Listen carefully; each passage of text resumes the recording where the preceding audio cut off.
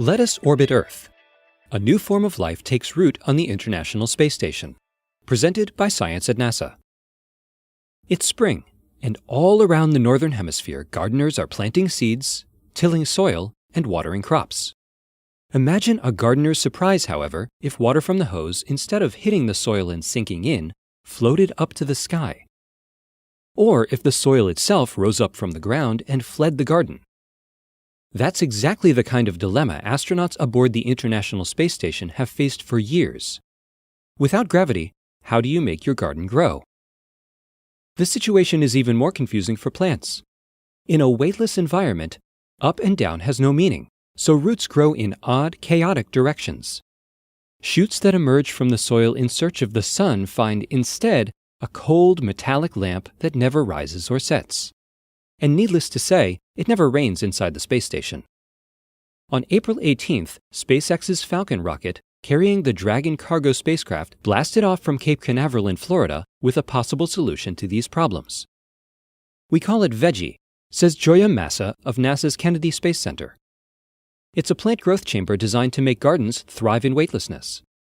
Massa, who leads the Veggie science team, has been working on the project for years. Veggie's heritage traces back decades to experiments with plants on board the Russian space station Mir and NASA's space shuttles.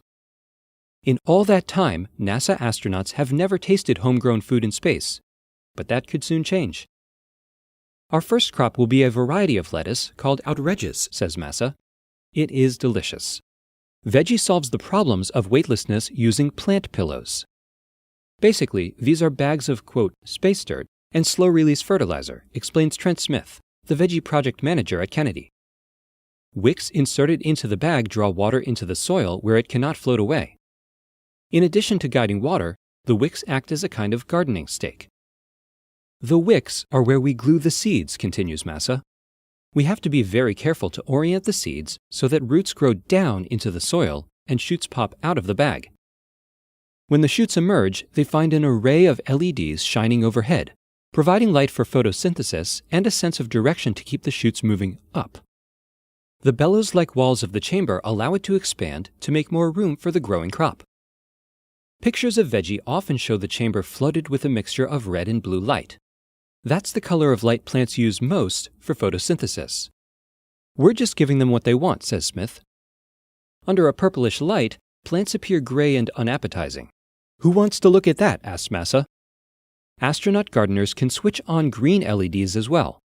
Adding that color to the red-blue mix produces white light and displays the garden to better effect.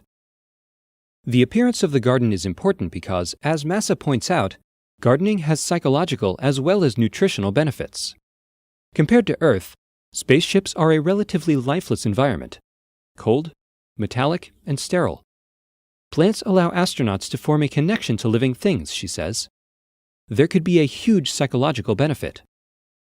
Chalking up another success for commercial spaceflight, the Dragon capsule delivered Veggie to the space station on Sunday, April 20th. Massa says the first crop of outrageous should be ready for harvesting in late May, but astronauts won't be allowed to taste test. "First, we have to bring the lettuce home for analysis," she explains. "Is it safe to eat? Are there any bacteria growing on the leaves?